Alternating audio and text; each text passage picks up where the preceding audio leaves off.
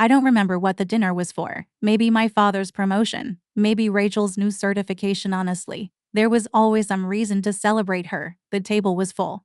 Wine glasses clinking, my mother's roast drying out, as usual, and fake laughter hanging in the air like smoke. I was there, chewing in silence, already knowing how this would go. I was always the quiet one, the provider, the background.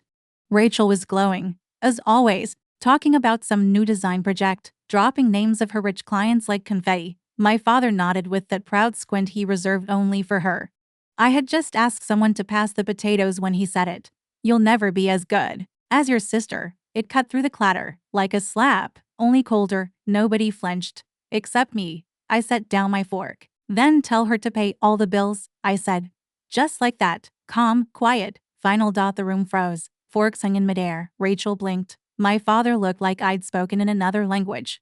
But it was my mother who broke the spell. What? Bills? She asked, voice full of that familiar, performative confusion. What are you talking about? We never received a single dollar from you. That's when I realized this wasn't just denial.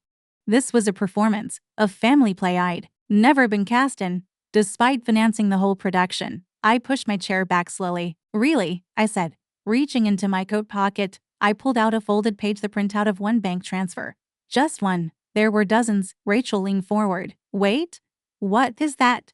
I looked at her the same way I'd stared at my cracked bathroom mirror last year when I couldn't afford to fix the heater in my own apartment. Rent, utilities, medical bills. For 5 years. Every month. You thought that money just appeared. I looked at my mother. The emergencies you cried about. The times you said, if you love us, you'll help.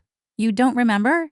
My mother went pale. I thought your sister said she handled that. She did. I replied, my voice like ice, right into her account. I didn't need to yell. The silence did the work. I'm done, I said. Rachel can handle the bills now. And with that, I left them sitting there, mouths open, truth bleeding across the white tablecloth like wine. It started 5 years ago. I was living in a tiny studio apartment above a laundromat, working 2 jobs and trying to build something of my own. One night, my phone buzzed. It was my mother. Her voice trembled, just enough to stir that old guilt she knew how to press like a piano key. Your father had a fall. We're behind on rent. Rachel's tuition as well. She's doing so well, we can't pull her out now. They didn't ask. Not directly. They never did. They just implied that if I loved them, I'd help. I said yes. Not because I had much, but because I thought I was doing something noble, holding the family up. I wired the first $1,500 that night. It hurt. Rent got tight. Groceries shrank, but I told myself I was strong. I was the eldest. That's what we do, right?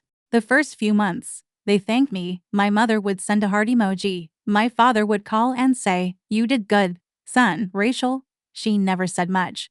Just kept posting beach trips and sushi nights while I rationed rice and skipped dental appointments. But I told myself that love didn't need thanks. I got a second job, then a third. I did night shifts at the docks, freelance gigs online. Picked up translation work I barely had time to do. I became a ghost in my own life, always working, always tired, chasing numbers on a screen that drained from my account before I could even touch them. Sometimes, I'd get suspicious. Like when Rachel bought a new car, or when I overheard her saying she was so lucky mom and dad had everything handled, but I ignored the doubts. Love meant sacrifice, right? 1 year turned into 2, then 5. I stopped going home for the holidays because I couldn't face their smiles while carrying their debts, but I kept sending money, like clockwork, because maybe one day they'd acknowledge it. Maybe they'd say I mattered. Then one afternoon, sitting in a coffee shop, I heard my mother's voice through my headphones. I had accidentally answered her call. She was on speakerphone with Rachel.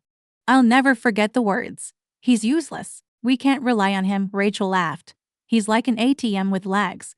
Just press the right guilt button. My coffee spilled. My ears burned. But I didn't hang up. I listened. Every word carved something out of me that I didn't know was still soft. That was the moment something in me shifted. I didn't stop the money right away, but I started saving the receipts. The discovery came by accident. I was back home for the weekend, pretending everything was fine. Rachel had left her laptop open on the kitchen counter. I wasn't snooping, at least. That's what I told myself. But the screen blinked awake when I passed, revealing her email inbox. Subject lines hit like punches. Transfer confirmed. From my bank. New payment received. Family support.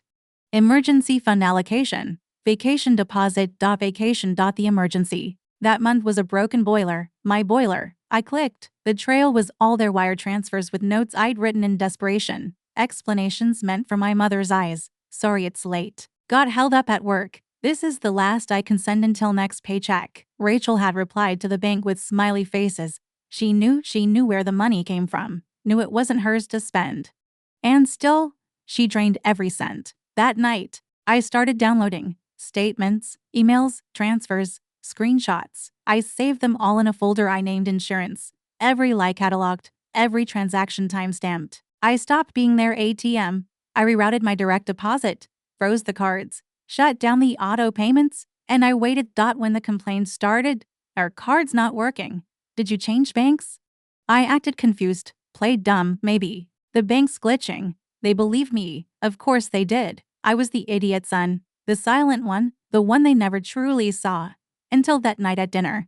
I had rehearsed it in my head for weeks. The calm tone, the timing, the exact moment. To pull out my phone and slide it across the table. The folder opened to 5 years of proof. Rachel can handle the bills now. I didn't need to say more. My father's face turned the color of wet ash. Rachel stammered something, but the words collapsed. My mother looked like she'd seen a ghost. In a way, she had. The version of me they thought they could keep using was gone. I walked out into the night, coat unbuttoned, heart beating like a war drum. The silence behind me was louder than any scream. The text started that same night. We didn't mean it like that. You misunderstood. We need you, please. Just for a little while. The worst one came a week later. You've always been so cold. We're your family. Don't abandon us. Funny. That's exactly what they did. I didn't reply. I never will. Today. I live alone in a small apartment. Nothing fancy, but everything in it is mine. Every plate, every bill, every quiet evening with no guilt ringing in my ears. Sometimes I still hear my father's voice. You'll never be as good as your sister. And now, I smile, because he was right. I'm better.